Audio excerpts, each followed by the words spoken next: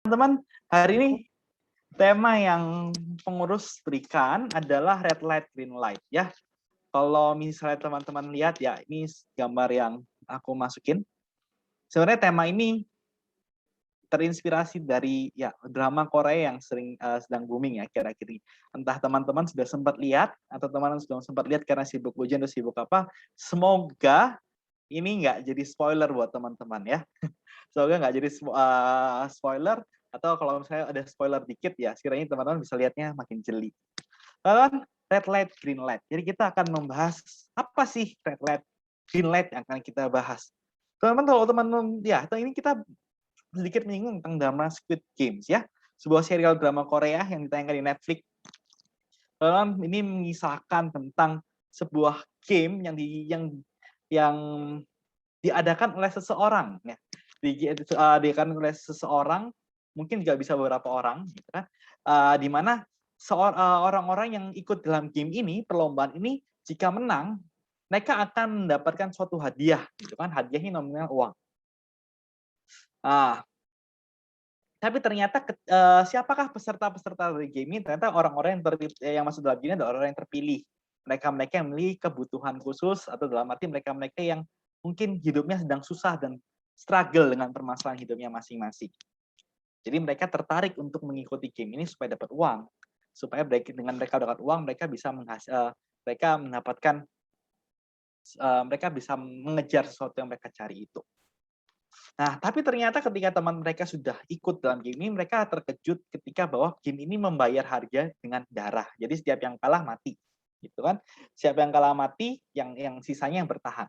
Sempat mereka mau keluar semua, gitu kan? Sempat mereka mau keluar semua ketika game itu, ketika mereka tahu darah, mereka harus membayar dengan darah. Tapi pada akhirnya mereka tetap aja, ketika problem kehidupan mereka tetap berlanjut gitu kan, ketika masalah mereka nggak selesai, ketika mereka lihat sekeliling, mereka akhirnya memberanikan diri lagi untuk ikut games ini, sehingga pada akhirnya mereka lanjut gamesnya.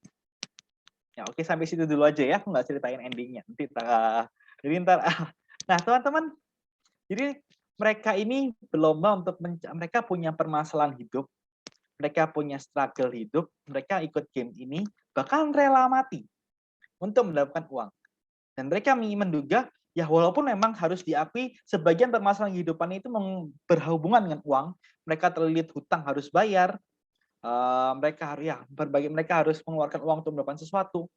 Tapi mereka menilai bahwa kehidupan, mereka bisa melakukan sesuatu, mereka ingin mendapatkan ketenangan, sukacita, dan salah satunya adalah uang mereka kejar. Nah, jadi apa sih yang akan kita bahas hari ini, gitu kan? Hari ini kita akan membahas suatu tema yang berhubungan dengan kebahagiaan, damai sejahtera. Sebuah topik yang saya rasa cukup mendasar dan mungkin teman-teman sudah paham semuanya. Ketika udah dari sekolah minggu, masuk ke gereja, kalau teman-teman ada yang sekolah Alkitab atau itu akan sesuatu dibahas gitu kan, tentang sukacita, damai sejahtera. Tapi pada prakteknya hingga saat ini bukankah masih banyak di antara kita yang sedang mencari sukacita? Bukankah masih banyak daripada kita yang bilang kita punya sukacita, tapi kita mendambakan kebahagiaan dari Tuhan?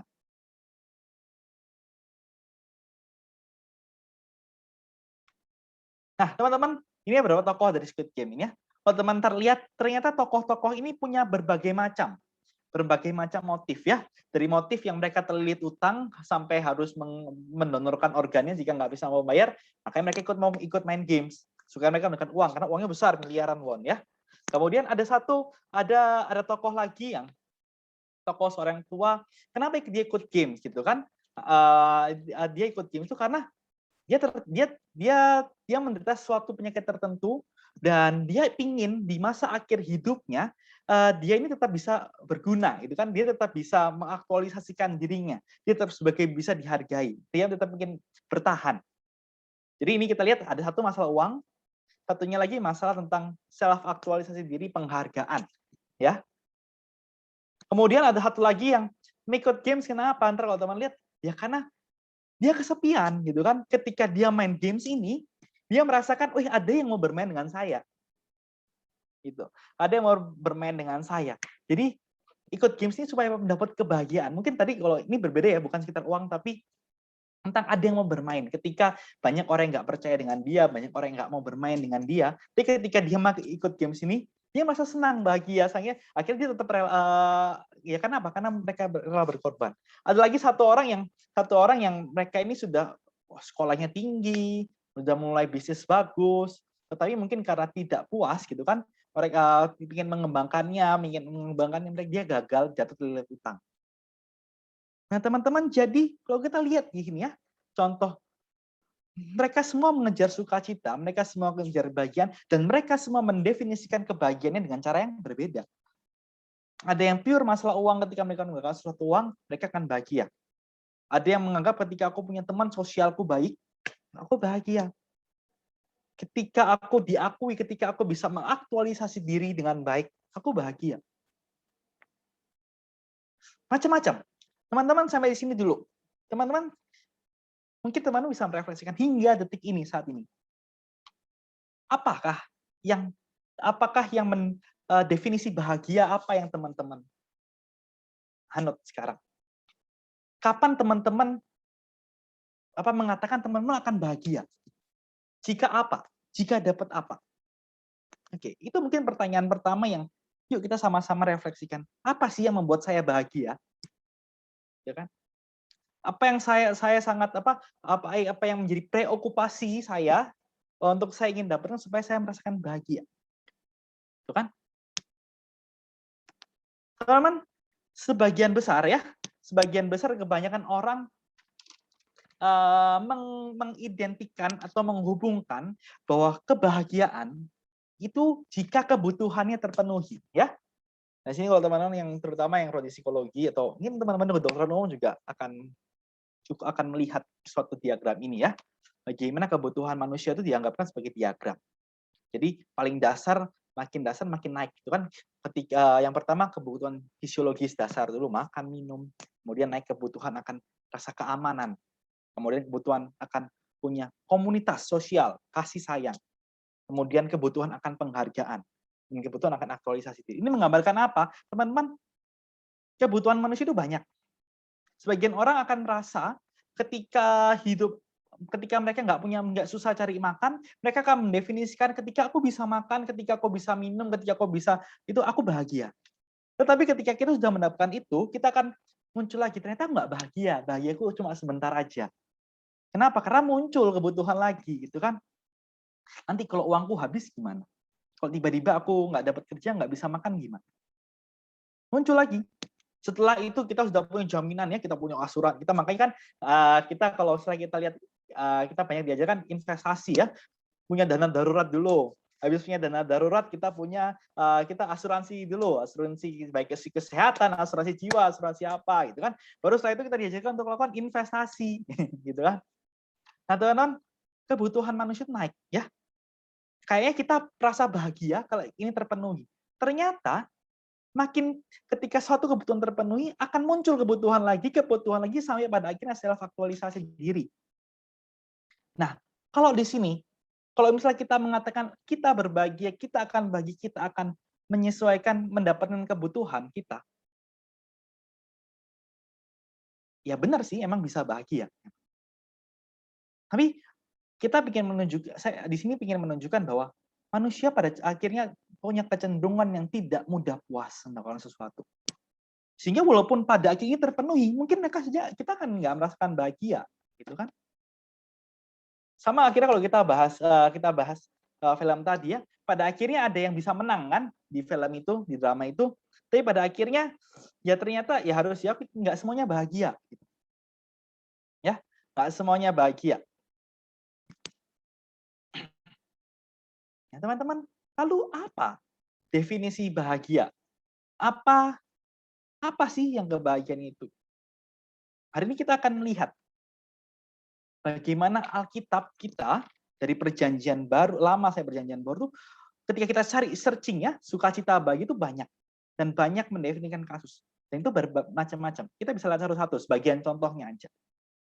Di perjanjian lama, teman-teman, Yakub, Esau dan Yakub, teman-teman, Yakub adalah Esau dan Yakub kan dua bersaudara ya. Yakub anak bungsu, Esau anak sulung. Nah, Esau itu anak kesayangannya Ishak, papanya. Yakub anak kesayangan ibunya. Nah, Yakub iri sama Esau. Kayaknya kalau disayang ayah itu lebih enak, gitu kan? Sehingga dia mendefinisikan, kayak kalau aku akan bahagia kalau aku bisa mendapatkan menggantikan posisi Esau, aku akan bahagia ketika papaku, ayahku akan menerima aku dan lebih mengasihi aku, tidak membeda-bedakan. Dia mendefinisikan kebahagiaannya dengan pengakuan seorang ayah keluarga berkat sulung. Sehingga dia rela apa? Nah, tapi kayaknya si Esau juga dalam kondisi yang tidak itu juga ya, tidak kondisi yang baik juga ya. Masa dengan kalau kita lihat sebenarnya ada satu kisah pertama adalah Esau menukar hak kesulungannya dengan bubur ya. Bubur itu ya itu ya kita bahas waktu lainnya. Satu lagi Yakub, sehingga akhirnya waktu Ishak sudah tua gitu kan, Yakub pandangannya udah kabur, pendengarannya udah kabur, dia rela membohongi ayahnya supaya dia ngomong dia ini Esau supaya dia diberkati jadi hak anak sulung. Dapatlah hak anak sulungnya didoakan. Udah dapat nih kan? Tapi apakah Yakub bahagia? Enggak. Akhirnya sampai satu Yakub dan Esau berkelahi kan, berkelahi sampai jauh. Esau dendam sama Yakub, bertubi kejar Yakub sampai takut, itu kan kalau kita baca di kitab Kejadian 32-33, setelah beberapa tahun setelah bergumul dengan Tuhan akhirnya Yakub berdamai dengan Esau ya, singkat ceritanya berdamai. Dan ketika berdamai itulah pergumulan Yakub serasa lepas angkat. Oke, kalau teman-teman tahu kenapa Yakub dibilang Israel, itu kan latar belakangnya karena kisah ini. Ketika Yakub bergumul dengan Tuhan gitu kan, Tuhan aku takut ketemu Esau gitu kan, Tuhan aku takut dibunuh oleh kakakku karena dia punya salah karena kerja kebahagiaan, dia bergumul gitu kan. Makanya Yakub yang bergumul dengan Tuhan. Dia karena masalah ini, karena mencari kebahagiaan, karena dia menghalalkan segala caranya supaya dapatkan kebahagiaan, ternyata nggak dapat. Justru kebahagiaannya adalah ketika dia berdamai dengan saudaranya. Kisah Daud seorang raja, tapi teman-teman ingat Daud anak keberapa? Daud adalah kalau di dalam keluarganya dia dikucilkan. Makanya kenapa dia ditugaskan sebagai gembala. Dibilang parasnya merah, badannya nggak tinggi besar, maka anak paling bungsu, gitu kan? Dengan keturunan pasti dianggap nggak dihargai gitu kan? Tapi dia dipilih Tuhan sebagai raja, ya. Kalau teman-teman lihat dalam kehidupannya sebagai raja pun, sebelum jadi raja dia dikejar-kejar saya mau dibunuh dengan Saul. Ya. Dia jadi raja ternyata dia ada dosa juga ya, terlepas dari dosa. Dan teman-teman kalau kita lihat akhir hidup Daud itu sebenarnya punya masalah keluarga juga, ya kan? Anaknya berantem, anaknya saya bunuh-bunuhan. Bahkan sepanjang hidup Daud itu kayak naik turun gitu kan, masalah hilang. Tapi apa kalau kita baca Mazmur, kita melihat bahwa Daud selalu bersukacita. Tuhan selalu menggantikan sukacitanya. Setiap baru sukacitanya setiap baru Tuhan meningkatkan sukacitanya. Di sini kita bisa melihat bahwa sumber sukacita dari Daud adalah Tuhan, bukan terkait dengan masalah yang ia hadapi. Dari awal hidupnya sampai akhir hidupnya dia nggak lepas dari masalah. Tapi Daud bersukacita, bahkan dia saya memuji Allah. Ya. Terus Habakuk. Siapakah Habakuk? Habakuk ini nabi yang mungkin teman-teman nggak semuanya kenal ya. Nabi kecil. Dia ini hidup di masa-masa zaman pembuangan ya.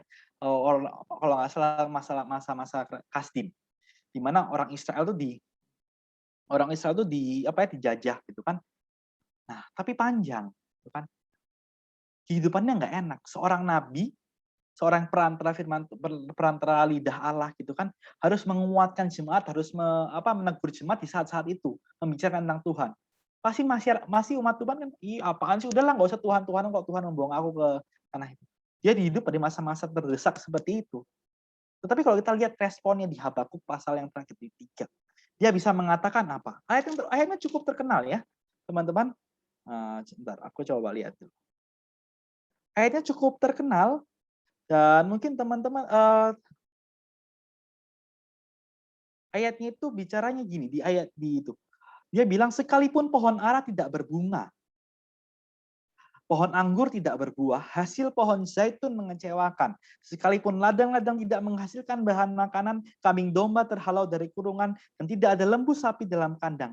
Namun aku akan bersorak-sorak di dalam Tuhan, beria-ria di dalam Allah yang menyelamatkan aku. Di sini kita belajar apa? Bahwa sekali lagi kebahagiaan bukan semata-mata kondisi yang enak, tetapi kebahagiaan itu ternyata kita belajar dari Habakuk adalah suatu sikap. Ia memilih untuk bahagia. Ia memilih untuk bersorak-sorai bersukacita di hadapan Allah.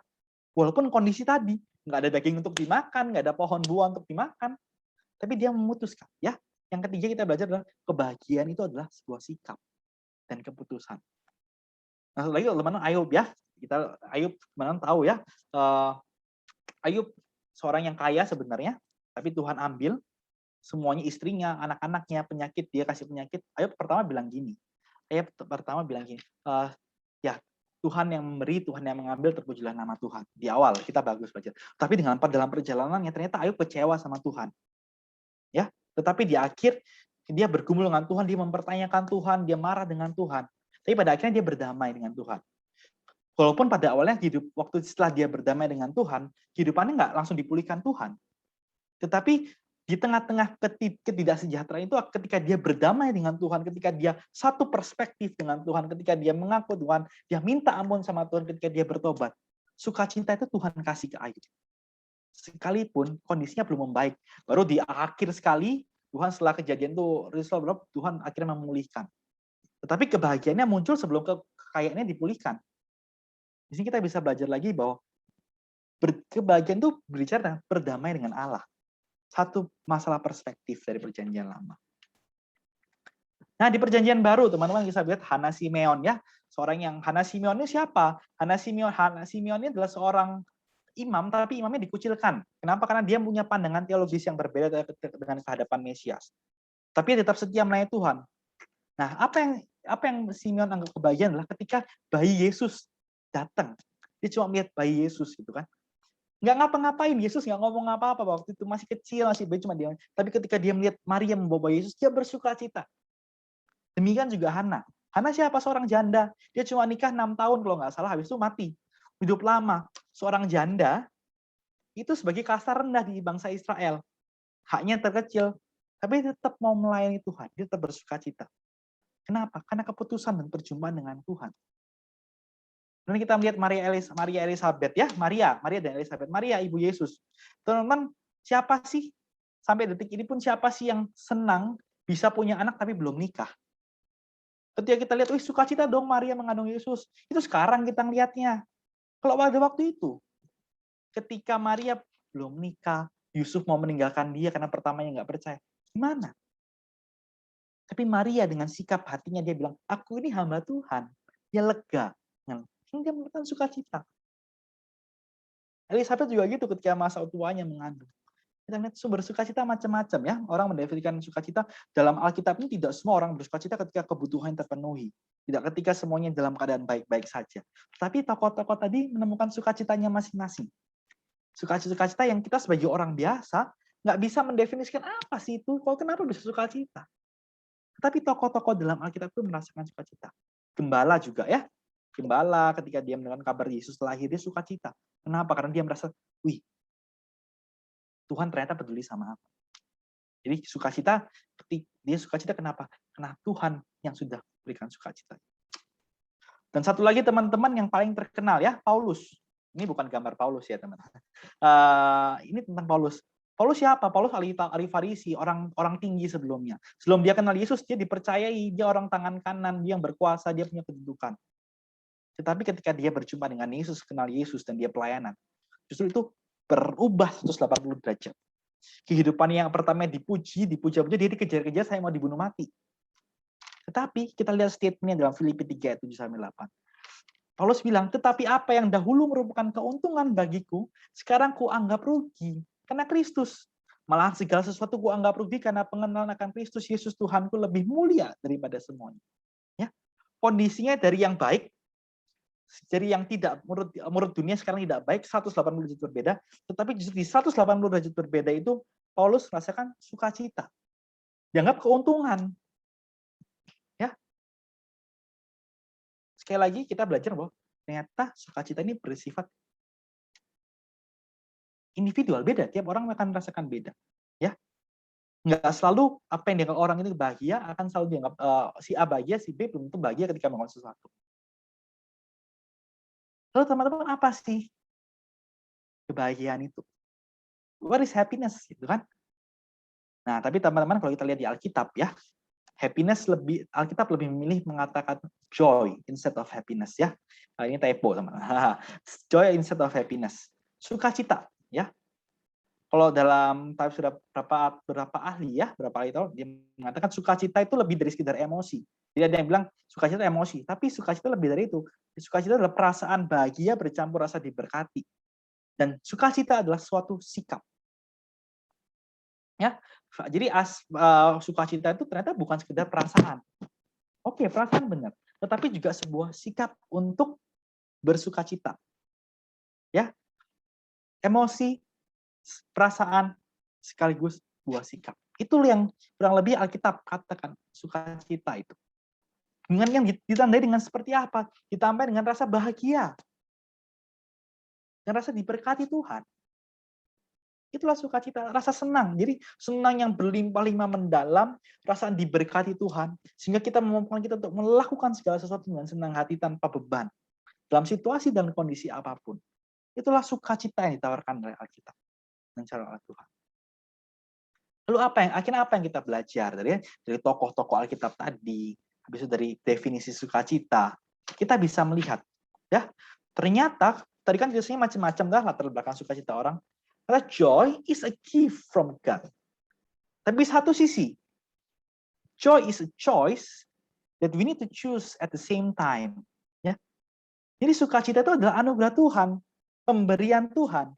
Banyak ayatnya ya, dari 1 Tesalonika, Roma, bahkan di kitab perjanjian baru banyak teman-teman jadi banyak. Jadi makanya nggak aku cantumkan di sini karena banyak. Sukacita itu sumbernya dari Tuhan. Tuhan memberikan sukacita. Yesus memberikan sukacita. Perjumpaan dengan Yesus menunjukkan sukacita. Tetapi kalau kita lihat di ayat yang lain, ada ayat yang katanya bersukacitalah, berbahagialah, bersukacitalah, dan bersukacitalah senantiasa. Artinya sebuah kata perintah ya. Kalau kata perintah itu adalah kita suatu sikap juga, suatu pilihan. Jadi artinya satu sisi kita melihat bahwa kebahagiaan itu bersumber dari Tuhan dan sebuah anugerah. Ya. Tapi sukacita itu sebuah sikap juga, pilihan kita untuk bersukacita. Kenapa gitu? Tadi sudah banyak contohnya ya. Dari Daud, macam-macam dari berapa tokoh perjanjian itu hanya sebagian kecil. Mereka merasakan sukacita dari Tuhan, gitu kan? Maria di tengah-tengah pergumulan itu bisa merasakan sukacita, kan dari Tuhan sumbernya. Ya kan? Habis itu Daud bisa bersukacita karena dari Tuhan ketika walaupun kondisi nggak baik. Itu kan sebuah sumber sukacita. Tetapi kalau kita lihat dari contoh yang lain, sukacita itu juga bersifat pilihan. Ketika kita lihat Habakuk ketika kondisi tapi dia memilih untuk bersukacita. Paulus, dia menentukan bahwa yang dulu rugi sekarang untung walaupun kondisinya nggak baik. Dan sukacita kalau kita lihat di Matius 5 ayat 22. Sukacita itu sebuah hasil dari pertumbuhan rohani kita ke dalam Tuhan. Kalau kita baca Walaupun 5:22 adalah tapi buah roh ialah kasih, sukacita, damai sejahtera. Lanjutkan ya. Jadi apa? Sukacita itu bisa muncul dari Allah, tetapi ketika kita sudah bertumbuh berbuah dalam roh. Teman-teman kalau kita sampai sini kita melihat ya, ternyata sukacitanya mereka ini sukacitanya bersifat yang lebih nggak masuk akal, gitu kan? Dalam arti lebih nggak masuk akal. Kok bisa sih sukacita dalam kondisi ini? Itu sebuah yang paradoks dengan apa yang diincar oleh masyarakat sekarang. Kita bisa melihat sekarang orang apa sih bersukacita? Bersukacita kalau punya uang banyak, sukses, usia muda bisa mendapatkan hasil segini, usia muda udah bisa punya rumah. Apakah itu sesuatu yang jelek? Enggak, itu sesuatu yang bagus. Tetapi kita sebagian orang-orang sekarang itu hanya mendefinisikan bahagianya itu. Mendefinisikan bahagia ketika sudah financial independent di usia muda, udah nggak butuh sekolah dari orang tua, udah bisa beli rumah sendiri. Mereka mendefinisikan sukacitanya seperti itu. Sukacita apa? Ketika punya prestasi yang banyak, ketika seorang dokter punya publikasi yang banyak, ketika semuanya profesor punya melakukan sesuatu.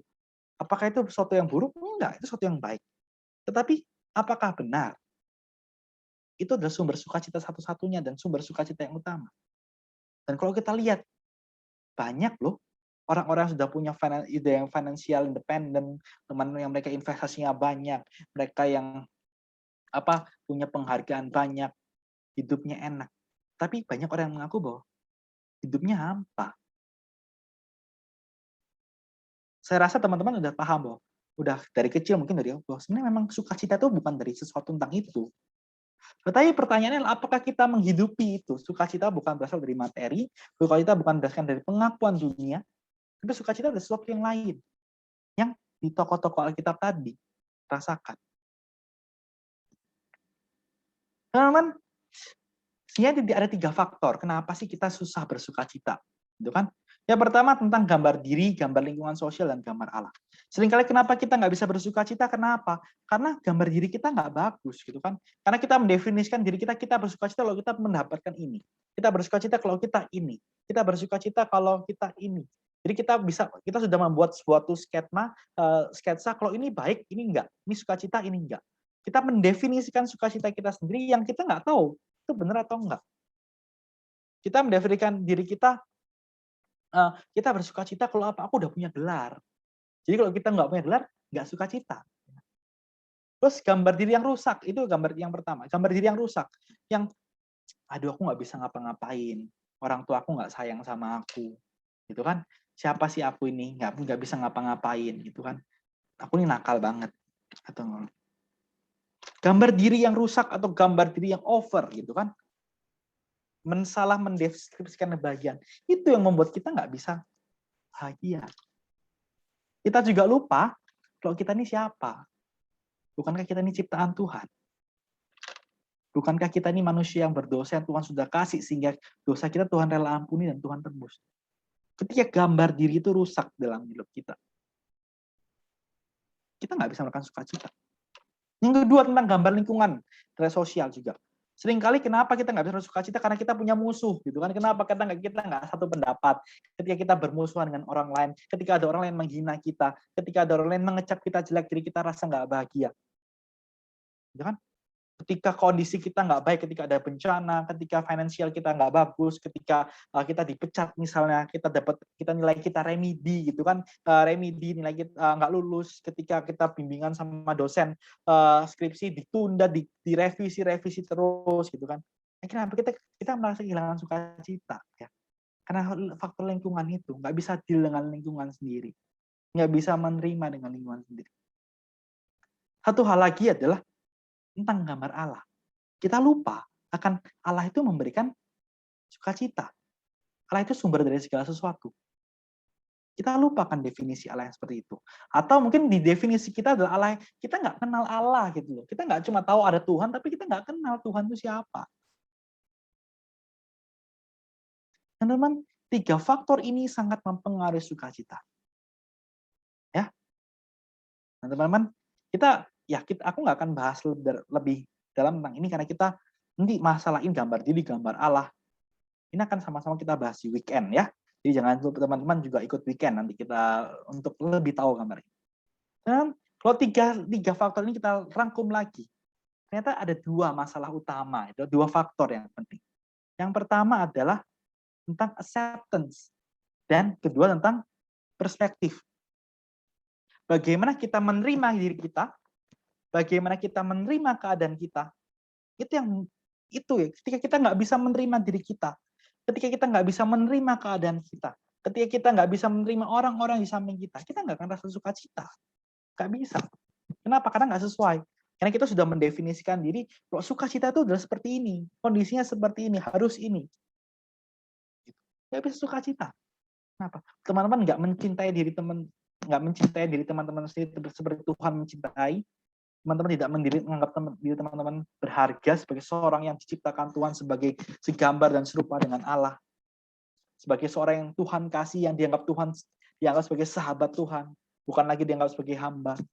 Seorang yang Tuhan rela mengaruniakan anaknya, sehingga Yesus mati di kayu salib. Bukankah ketika kita nggak paham tentang itu, acceptance diri kita nggak akan sukacita. Yang kedua perspektif, gitu kan? Kadang-kadang kita sekali lagi masalah perspektif. Kadang-kadang kita ketika ada masalah pasti nggak sukacita. Ketika ada sesuatu trouble pasti nggak sukacita. Ya, Teman-teman, kadang-kadang kebahagiaan itu masalah simpel, ya. Tentang bisakah kita menerima diri sendiri, kita bisa menerima keadaan, dan bagaimana kita memandang kondisi itu dengan baik. Bagaimana kita memandang diri sendiri dan memandang Allah. Dua masalah ini. Sudahkah kita saat ini, pertanyaan selanjutnya, bagaimana teman-teman memandang diri teman-teman, dan bagaimana teman-teman memandang Allah, bagaimana teman-teman memandang dan menerima kondisi sekitar teman-teman. Sudahkah teman-teman menerimanya atau teman-teman masih denial?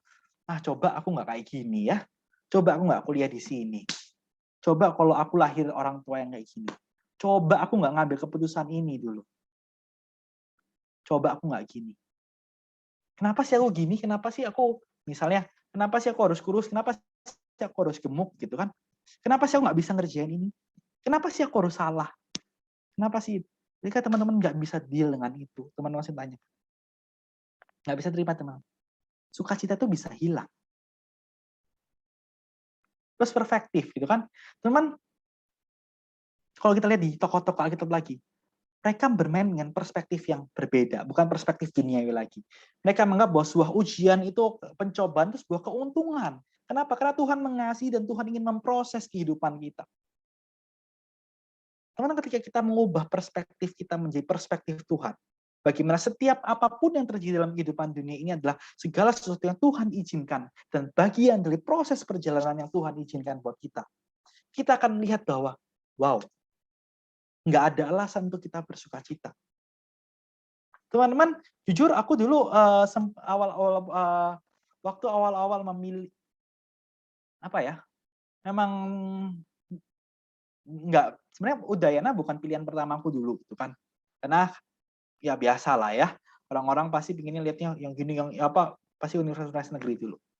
Berarti apa, ketika nggak keterima SNMPTN, aku jujur kecewa waktu itu. Walaupun SBMPTN, tapi akhirnya cukup sedih gitu kan, kenapa udah berharap dengan tinggi, udah berjuang dapat nilai waktu SMA dan apa-apa, tapi kenapa berjuang aktif di mana-mana, berjuang tapi kok nggak keterima. Tetapi jujur ketika awal-awal itu awal masuk Udayana, sempat tanya, kok masuknya Udayana sih? Kenapa nggak di UNER? Kenapa nggak di Jakarta? Kok di Bali?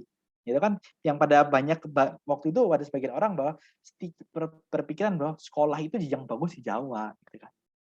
Sekolah itu jujur aku masih mengalami itu waktu awal-awal ya. Tapi sekarang sepertinya sudah nggak terlalu masih, tapi nggak terlalu itu. Jadi jujur sedih di awal ya. Tapi teman, ketika proses itu, ketika aku dan ketika akhirnya aku proses menikmati kehidupan ini, menjalani itu, ternyata aku wah, ternyata ini sebuah, ketika aku kalau aku nggak ke Bali, Tuhan nggak kasih aku nggak ketemu di CMF gitu kan, nggak ketemu kesempatan yang lain, nggak ketemu kesempatan macam-macam. Teman-teman, kita mencoba menilai sesuatu berdasarkan perspektif kita.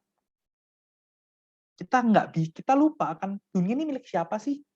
Siapa yang kontrol dalam dunia ini? Kita nggak tahu rencana Tuhan, teman-teman.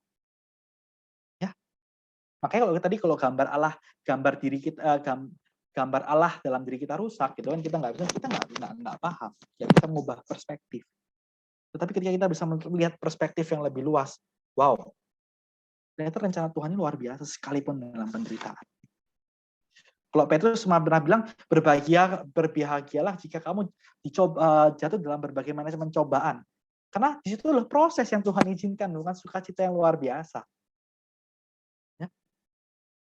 Teman-teman, sekali lagi masalah perspektif, masalah sepele gitu kan. Tetapi ini ketika kita nggak punya perspektif yang benar, kita susah untuk mendefinisikan dan rasakan bahagia.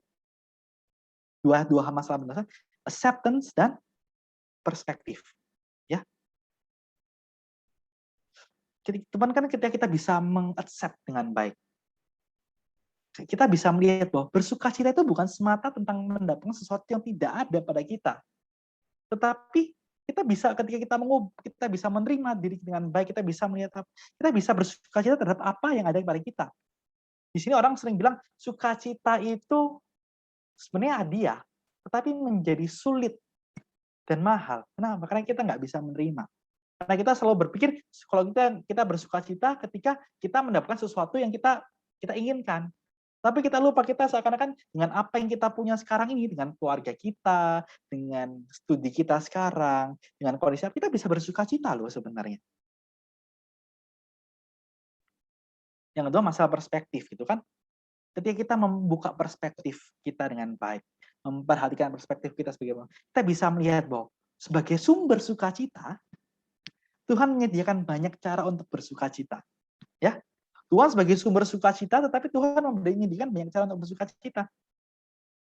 Kenapa tadi bisa bilang kenapa? Jadi ada yang orang bersukacita ketika dia diakui, dengan masalah sederhana dia bisa bersukacita. Ketika dia berjumpa dengan istri dia bersukacita. Ketika bersosialisasi dengan teman bisa bersukacita. Tuhan menyediakan banyak cara untuk kita bersukacita sebagai sumber sukacita itu. Tetapi sayangnya masalah perspektif dan acceptance itu yang buat kita gelap mata. Kita nggak bisa melihat. Dan akhirnya kita nggak bisa merasakan sukacita. Nggak merasakan sukacita dan tidak memilih untuk bersukacita. Karena kita gagal paham. Teman-teman, di Matius 5 ayat 1-12 kita bisa lihat ya bagaimana Tuhan membalikkan perspektif gitu ya. Membalikkan perspektif kehidupan kita bagi kehidupannya dibilang berbahagialah orang yang miskin loh. Kenapa miskin berbahagia?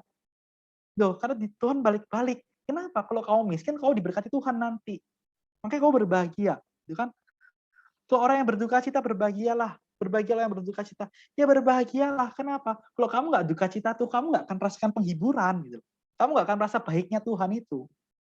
Jadi kamu harus bersyukur, bersuka cita ketika kamu berduka cita. Karena itu adalah sebuah kesempatan Tuhan bisa menghibur kamu.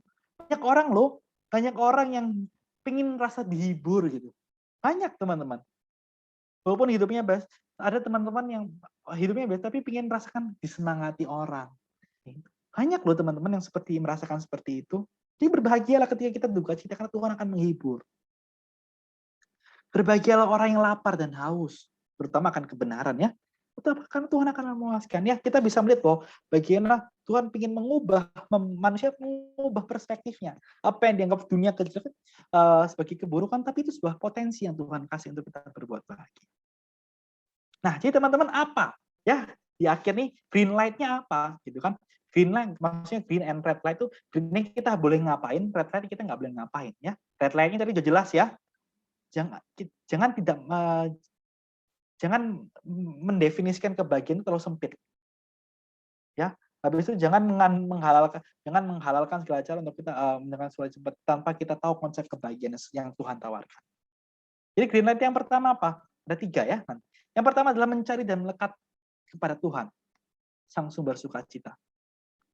Di Matius 6 ayat 33-34, tetapi carilah dahulu kerajaan Allah dan kebenarannya, maka semuanya itu akan ditambahkan kepadamu. Setelah itu janganlah kamu khawatir.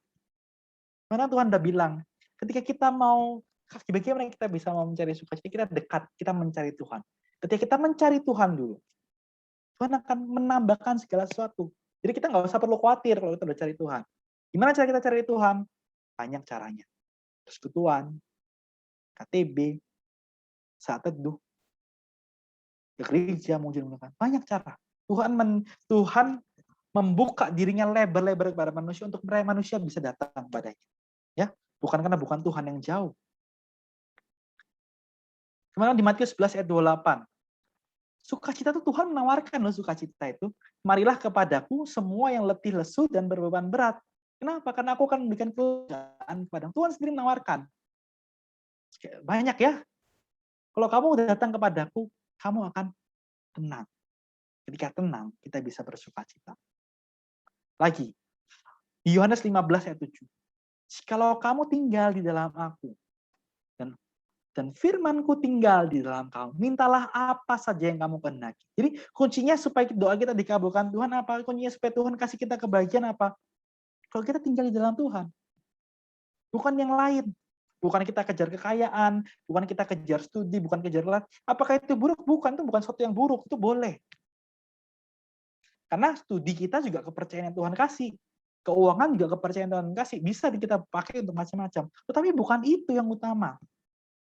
Tapi ketika teman-teman menempatkan Tuhan sebagai yang utama, mencari dan melekat ke Tuhan, Tuhan akan menambahkan semuanya.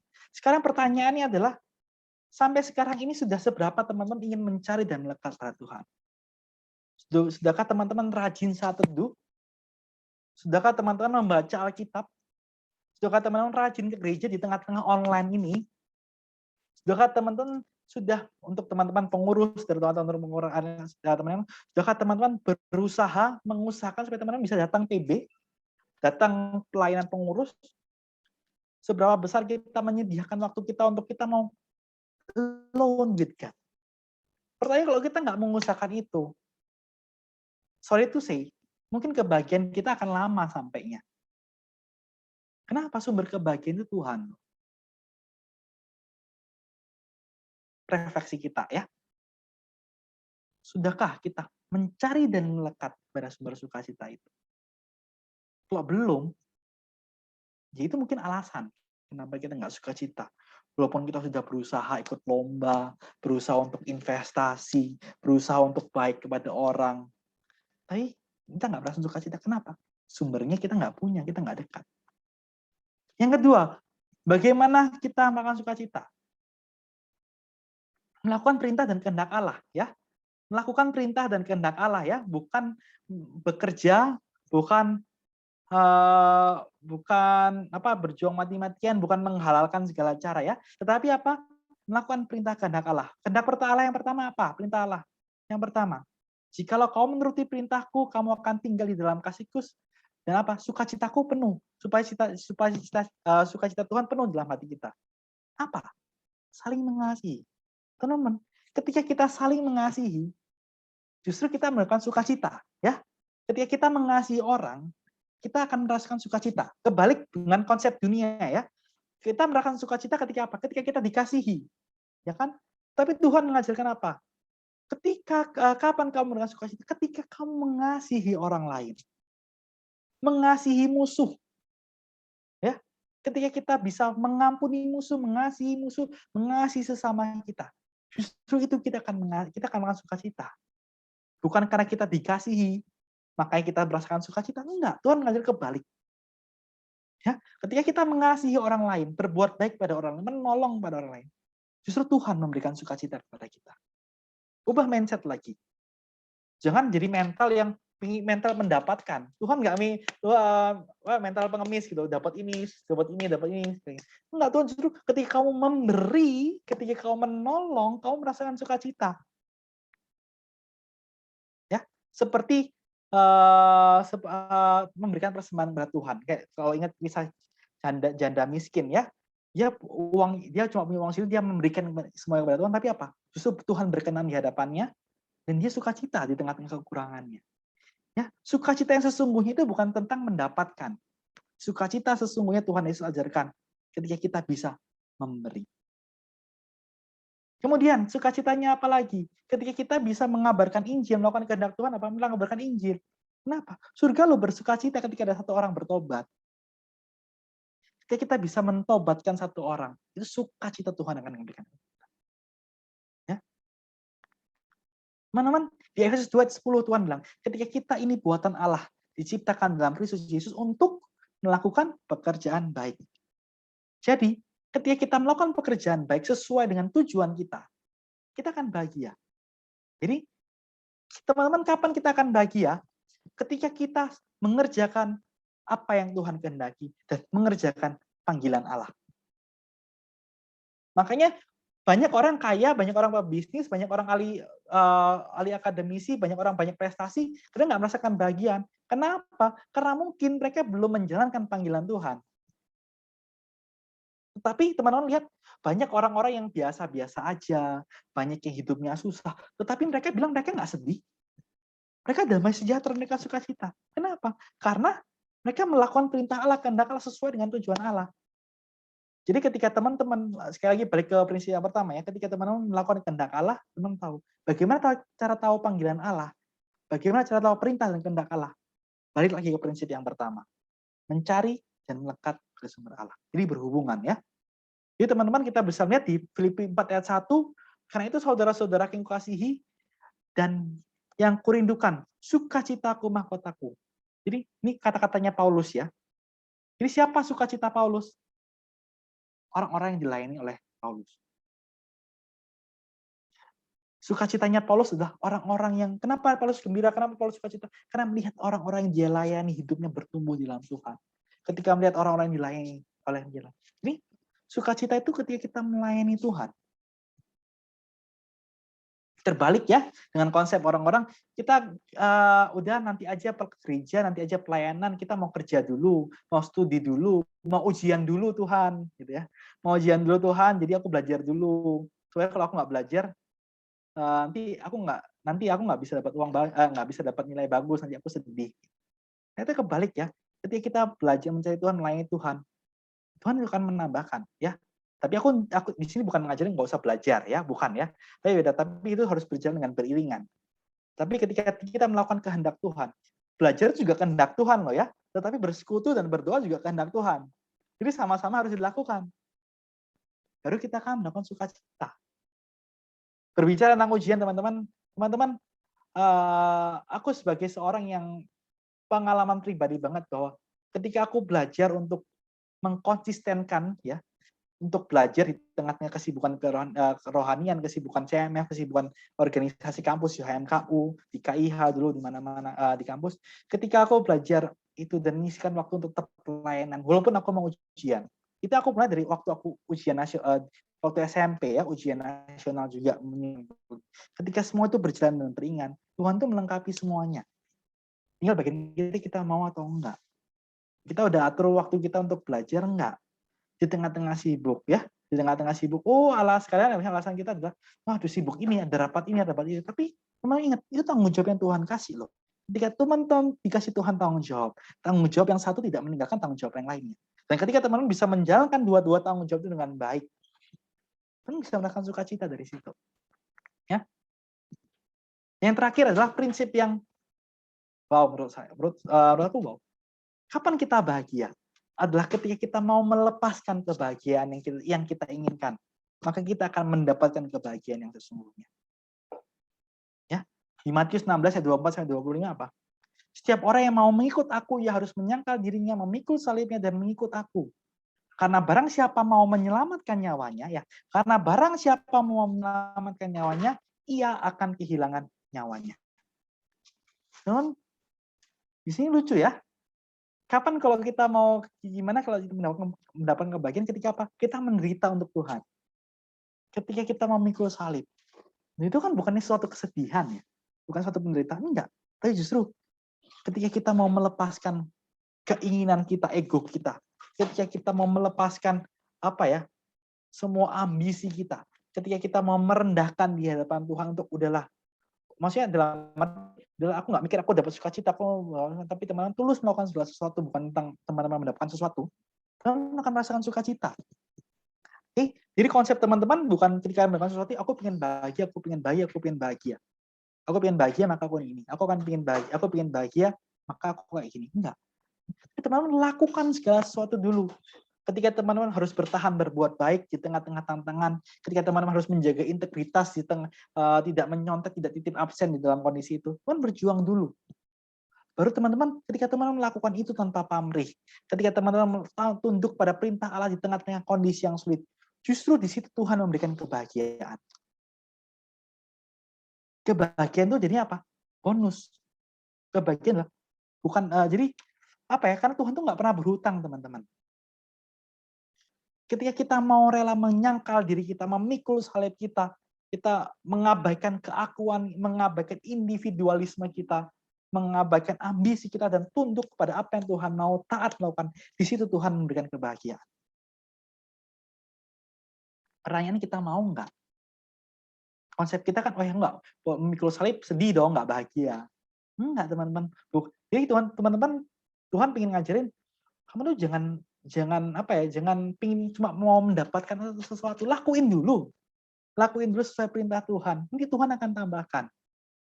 Jadi di situ ketika kita mau melepaskan perasaan ingin bahagia, ya kita nggak hitung-hitungan sama Tuhan, kita nggak marah-marah sama Tuhan atas penderitaan, justru di situ Tuhan akan memberikan kita bahagia.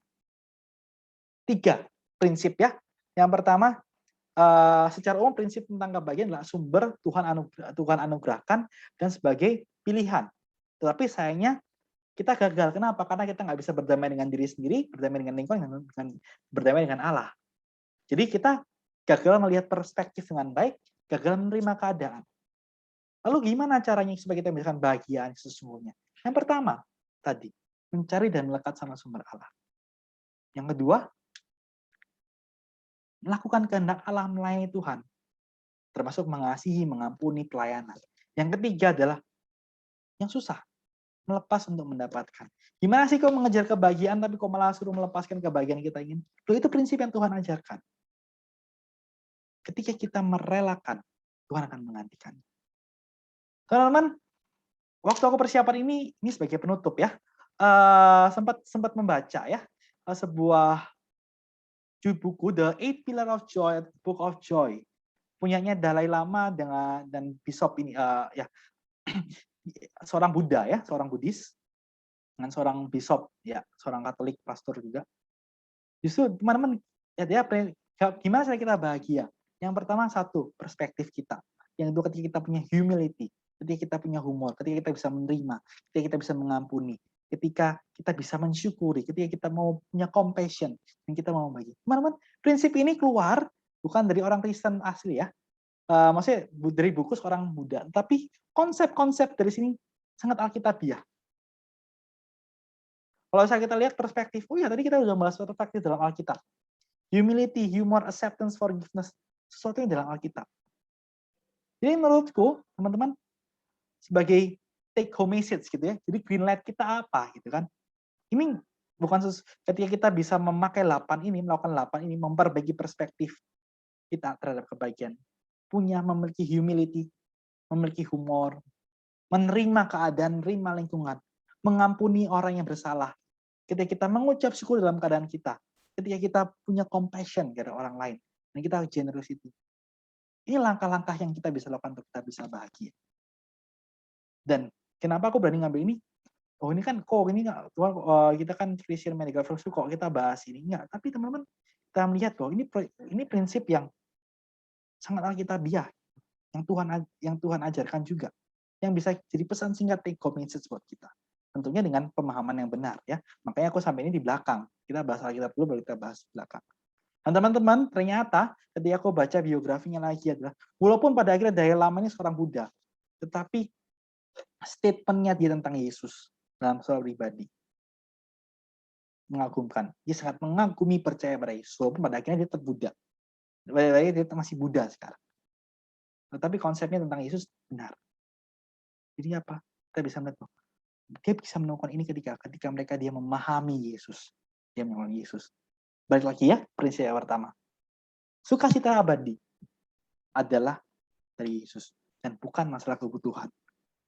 Dan kalau bisa berbicara dengan kebutuhan, kalau teman-teman ingat segitiga tadi itu, Tuhan bisa menyediakan semua aspek dalam segitiga itu kok. Setiap ayat ada. Ketika teman-teman melihat physical need, Tuhan bilang, nggak usah kamu khawatir, ya kan? Ketika social need, Tuhan menciptakan apa? Hawa diciptakan Tuhan, kenapa? Karena Tuhan menciptakan manusia sebagai makhluk sosial, butuh bersosialisasi. Makanya Tuhan menciptakan Hawa untuk Adam. Tuhan menyediakan sosial, Tuhan menyediakan komunitas. Ketika pada akhir Tuhan tentang kebutuhan aktualisasi diri, Tuhan menyediakan. Kenapa? Karena Tuhan memanggil setiap kita untuk punya purpose, tujuan, punya panggilan. Dan kita bisa mengaktualisasi diri kita ketika kita mengerjakan panggilan Tuhan. Ya, dalam 8 dari segitiga piramida kebutuhan itu Tuhan bisa menyediakannya. Jadi jangan kebalik, jangan mengejar itu dulu mencari Tuhan, mencari Tuhan dulu. Kiranya firman Tuhan hari ini bisa mengingatkan kita ya, bagaimana kita mencari kebahagiaan. Tapi sebelum kita mencari kebahagiaan, kita balik dulu ke perspektif Alkitab. Mencari Tuhan, melakukan kehendak Allah, dan merelakan kebahagiaan kita untuk bisa mencapai kebahagiaan. Langkah praktisnya apa? 8 Pillar of Joy yang Dalai Lama ini sampaikan bisa menuntun kita ya. Tentunya dengan dibarengi oleh pemahaman kita dengan benar. Jadi teman-teman pada akhirnya Filipi 4 ayat 4, 1 Tesalonika ayat 5:16. Bersukacitalah senantiasa. Kenapa? Karena sumber sukacita itu memberikan sukacita kepada kita. Dan kenapa kita bersukacita? Karena pilihan kita. Tuhan memberikan banyak cara untuk bersukacita. Tapi tinggal bagaimana kita mau bersukacita. Pada akhirnya sekali lagi, bersukacitalah senantiasa. Amin. Mari kita berdoa.